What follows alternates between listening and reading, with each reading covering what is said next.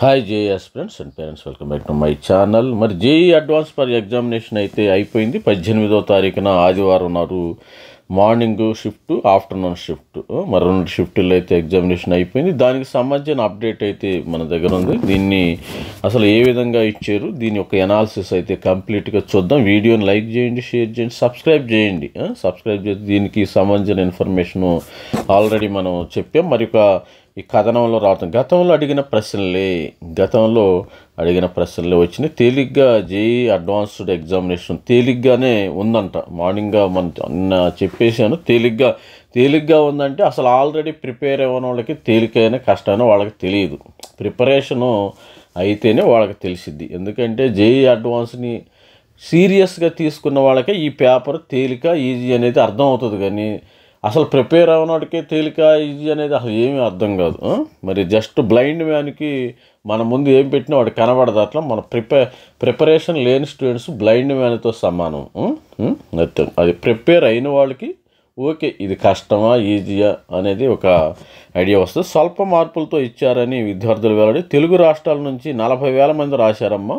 మరి JEE advance examination మొత్తము 2.5 లక్షల మంది. తెలుగు రాష్ట్రాల మీద 40,000 మంది అంటే గొప్ప రికార్డే. ఎందుకంటే మనకి 28-29 రాష్ట్రాలు ఉన్నాయి. వాటిల్లో నుంచి 40,000 మంది షేర్ అంటే మంచిగా రాశారు. దేశవ్యాప్తంగా ప్రశాంతంగా ముగిసిన పరీక్ష జూన్ 2న ఫలితాలు. 3 నుంచి జోసా కౌన్సిలింగ్ అయితే పెట్టుకునే అవకాశము ఉంది. ఇది స్టూడెంట్. మరి దీనికి సంబంధించిన ఇది ఐఐటీల్లో ఇండియన్ ఇన్స్టిట్యూట్ ఆఫ్ టెక్నాలజీ ఐఐటీలో ప్రవేశం నిర్వహించే ఉమ్మడి ప్రవేశ పరీక్ష జేఈ అడ్వాన్స్ 2020 ఆదివారం దేశవ్యాప్తంగా ప్రశాంతంగా ముగిసింది. 2 సెషన్లో నిర్వహించిన ఈ పరీక్ష తెలుగు రాష్ట్రాల నుంచి 40,000 మంది దరఖాస్తు చేసుకున్నారు. ఐఐటీలు, ఎన్ఐటీలు కేంద్ర ప్రభుత్వ నిధులతో నడిచే విద్యా సంస్థల్లో నేషనల్ టెస్టింగ్ ఏజెన్సీ ఏప్రిల్ నెలలో 2 దఫాలుగా జేఈ మెయిన్ పరీక్ష నిర్వహించింది. దాదాపు 12 లక్షల మంది పరీక్ష రాశారు. వీరిలో మెరిట్ ఆధారంగా 2.5 లక్షల మందిని అడ్వాన్స్కి ఎంపిక చేశారు. దాదాపు 17,000 ఐఐటి సీట్లు ఉన్నాయి. మనకి 18,000 అనుకోండి, 18,000 ఐఐటి సీట్లు అడ్వాన్స్ ర్యాంక్ ఆధారంగా భర్తీ చేస్తారు. ఈసారి అడ్వాన్స్ని కాన్పూర్ ఐఐటి నిర్వహించింది.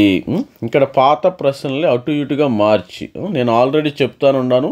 PYQs, previously year questions. ఏ ఎగ్జామినేషన్ అయినా PYQs కంపల్సరీగా, ఇటు నీట్ ఎగ్జామినేషన్ అయినా, ఇటు ఎంసెట్ ఎగ్జామినేషన్ అయినా, ఇటు మెయిన్ అయినా మీరు PYQsని ఎవరైతే బాగా ప్రిపేర్ అవుతారో వాళ్ళకి మంచి మార్క్స్ వచ్చే అవకాశం ఉంది. ఆ కాంపిటేటివ్ ఎగ్జామినేషన్లో నెగ్గుకునే అవకాశం అయితే ఉంది. అడ్వాన్స్ పరీక్షపై విద్యార్థులు సంతృప్తి వ్యక్తం చేస్తారు. గత 5 ఏళ్లలో నిర్వహించిన జేఈ పరీక్ష పేపర్ల నుంచే ఎక్కువ ప్రశ్నలు వచ్చాయని నిపుణులు చెబుతున్నారు. 5 ఇయర్స్ PYQs ఎవరైతే చేశారో వాళ్ళకే ఇస్తారంటే ఐఐటి కోసం కోచింగ్ తీసుకునే విద్యార్థులు ఈ పరీక్ష తేలిగ్గానే రాయగలిగారు.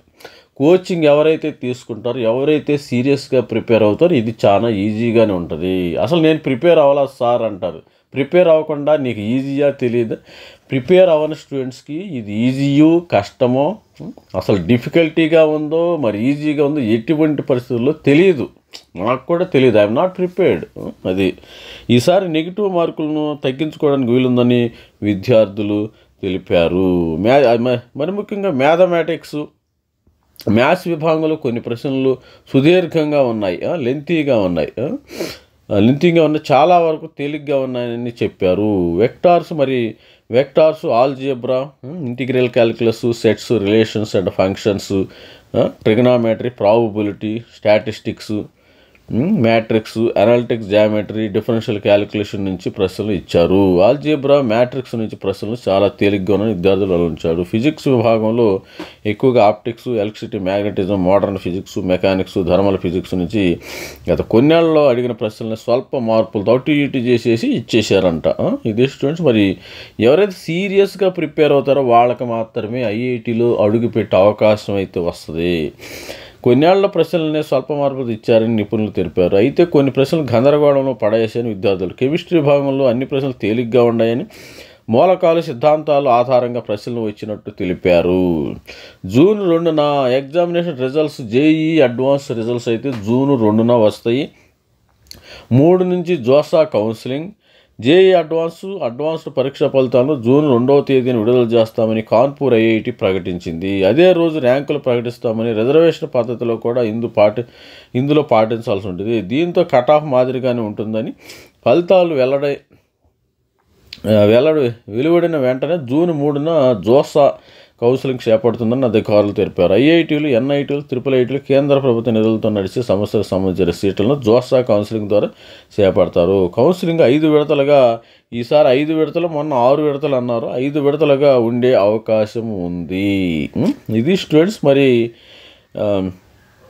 పాత ప్రశ్నలని అటు ఇటు మార్చారు. ఎందుకంటే పీవైక్యూస్ నేను మొట్టమొదటికి పీవైక్యూ చదవమని స్టూడెంట్స్కి ఇప్పటి నుంచో చెప్తున్నాను నేను.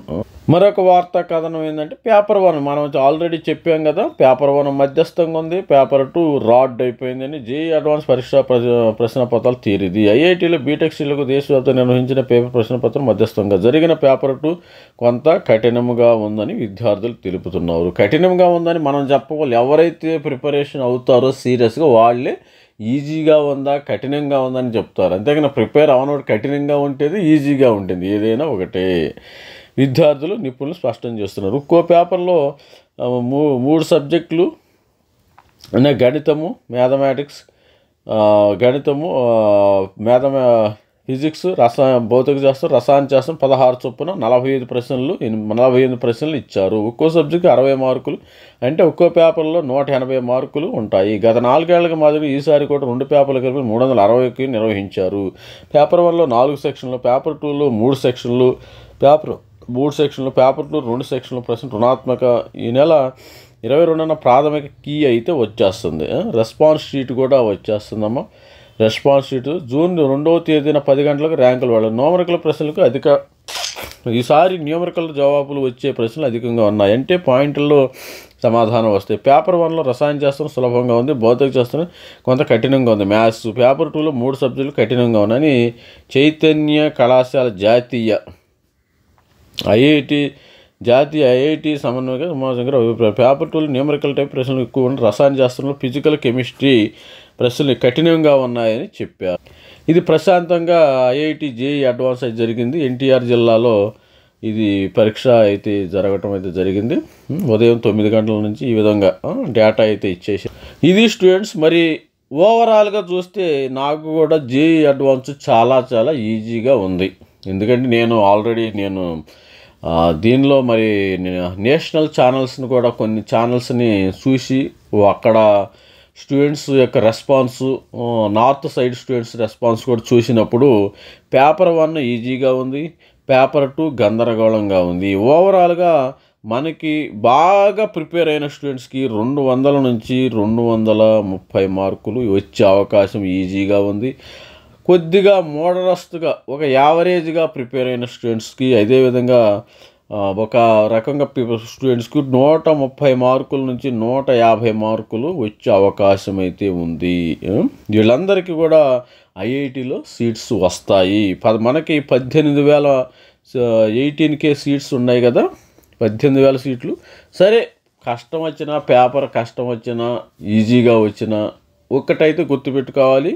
మీరు ఒక్కటి గుర్తుపెట్టుకోవాలి ప్రతి ఒక్క స్టూడెంట్స్, 18K.